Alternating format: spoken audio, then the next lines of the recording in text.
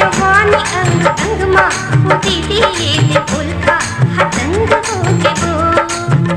का जवान काफियान पारसी की का जवान काफियान पारसी की और सीटी वो सीटी ये दीवाना मतंग हो के वो